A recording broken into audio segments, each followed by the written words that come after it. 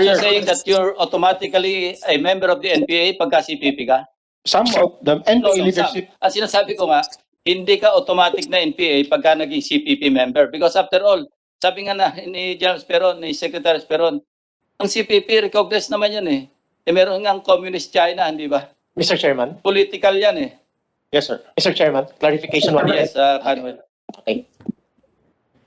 Mr. Chairman, nais ko lang pong banggitin yung Article 10, Section 1, Paragraph 2 po ng CPP Constitution. Ito po yung nakalagay. In principle and in practice, ang CPP po ang namumuno sa dalawang yugtong revolusyon. Pambansa Demokrateng Revolusyon, na yun ay may dalawang forma po ng pakikibaka, armado at parlamentaryo. Ang CPP din po yung namumuno sa armado pakikibaka, United Front, mass movement, organs of political power, and eventually sa sinasabi po nilang People's Democratic of the Philippines. Ito po yung ipapalit sa gobyerno po natin ngayon. Malinaw po yun. Pangalawa, uulitin ko lang din po yung sinasabi sa Article 9, Section 2, hinggil sa relationship ng CPP at saka ng NPA. CPP provides absolute leadership over NPA. So therefore, kahit hindi ka NPA pero membro ka ng CPP, you have the responsibility. Usapin po yan ang principle ng command responsibility. Kaya hindi pala yung absolutong namumuno sa NPA. Sila yung nag-uutos sa NPA. Sila yung nag-uutos na gawin yung terorismo at atrosidad ng NPA. So papaano ngayon lulugar yung mga membro ng partido na hindi armado? Yung nangyayari ngayon dito, actually excuses na lang, Mr. Chairman. Gaya ng sinabi ko nga, doon sa oath nila, saan ba yung allegiance and loyalty nila? Actually, wala sa gobyerno na to. Yung allegiance nila nandun sa CPP. Malinaw yan yung ipinapakita ngayon ng mga kaharap po namin ngayon dito. Ngayon sasabihin nila, ano kami? Nanggaling kami sa loob. I had been in the movement for 26 years. Yun yung totoong nangyayari. And ngayon, parang dinadivert nila ang issue, Mr. Chairman. Ang usapin dito ay relationship nung Makabayan Bloc at yung ibang legal front organization sa CPP, pero dinadala nila yung usapin doon sa peace negotiation. Ano ba yung sinabi ni Luis Halanduni? Napakalinaw po ang sinabi ni Luis Halanduni. Yung peace negotiation ay secondary doon sa parliamentary form of struggle. At sinasabi nga niya, malinaw na yung peace negotiation ay nag-serve din sa armadong pakikibaka. Malinaw po yon. Ngayon, ano ba yung objective? Bakit gusto nilang dalhin yung usapin sa peace negotiation or peace talk? Actually, walang ibang objective ang peace talk na nakalinya sa pananaw ng CPP kung hindi i-expose yung sinasabi nila wrongdoings of the government. Therefore, ang objective pa rin para ibagsak yung gobyerno na to, Mr. Chairman. By the way, for the record, as far as I can recall, not one of the members of the Makabayan Bloc admitted that they're members of the CPP. Yes, Mr. Chairman. Pero those were denials. Those were denials and those were storylines. Itinuro po sa amin yan sa loob ng partido. Mr. Chair. Kasi ang burden of proof, you're saying that they are members of the CPP, you're maintaining, di ba? Mini-maintain mo na sila, Representative Colmenares, Representative Casino, Representative Quino, tapos sina Congressman Zarate, Congressman Ilago, and the rest of them, Makabayan Bloc. Ang contention ninyo, member sila ng CPP, ayaw lang nila aminin. Now, abogado si Congressman Neri, abogado si Dean Lavinia, abogado si Asikti. Ang burden of proof na sa inyo. Paano mo ngayon po proof na member sila ng CPP? Yes, Mr. Chairman, gusto ko lang din pong banggitin ito sa punto. Kasi actually, yun pong defense nila.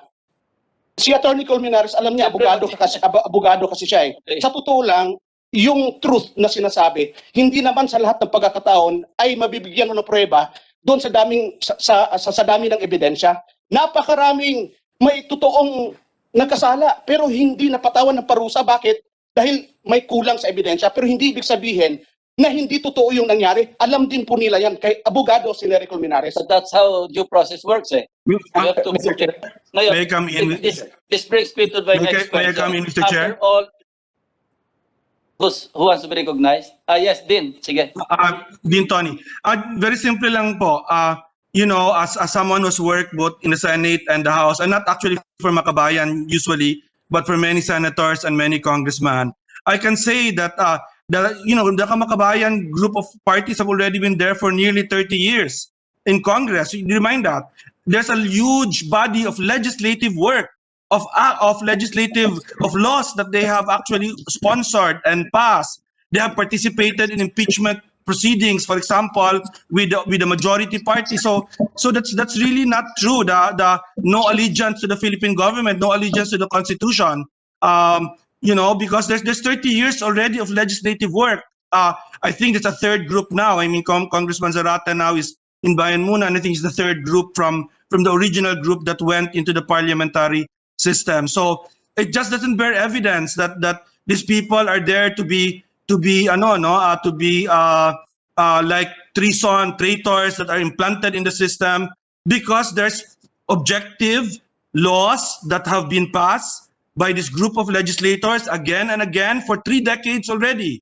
3 groups of legislators already, because they've been into 3 cycles of elections already, where they served 9 years. So really, I think it doesn't pass what I call the laugh test, no, to say that they are there because they are not serious about governance, about legislation. Thank you, Mr. Chair. Mr. Chairman. Thank you. I'm just Mr. Chairman. thinking ahead din eh. Kasi may prescription case nga. I'm just thinking ahead. What if lumabas yung nag-decide yung Manila RTC or the Court of Appeals for that matter, under the new law? Nag-declare na nga na-proscribe na yung CPP, NPA, including CPP. I'm just thinking ahead. What will happen,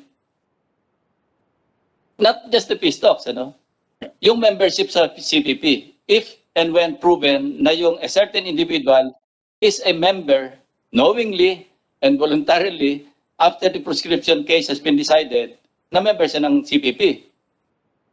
I'm just thinking along that line. Mr. Chairman. If you follow. Mr. Chairman. Yes, Secretary Espero. Yes, Mr. Chairman. Of course, we recognize that they have been there as legislators for 30 years.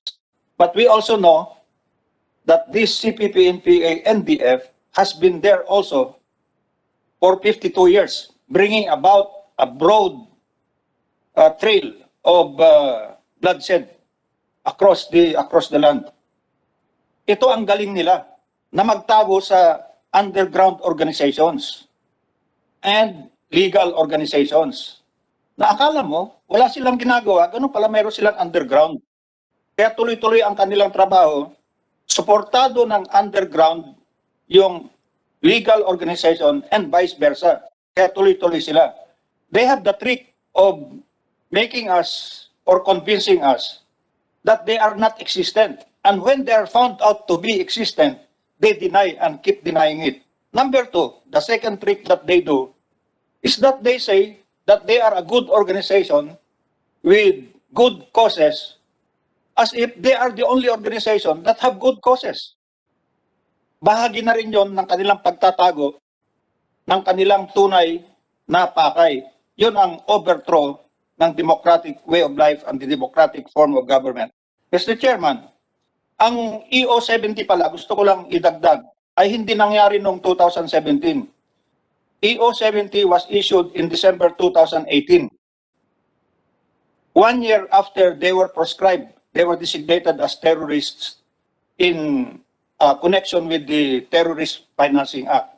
EO70 takes 2 tracks. One is the political, social, and economic track, which takes care of the issues, including provision of barangay development funds and addressing agrarian problems and other injustices. The other track is peace, law and order, and conduct of support operations for development, including, of course, neutralizing their armed group. So 2 tracks.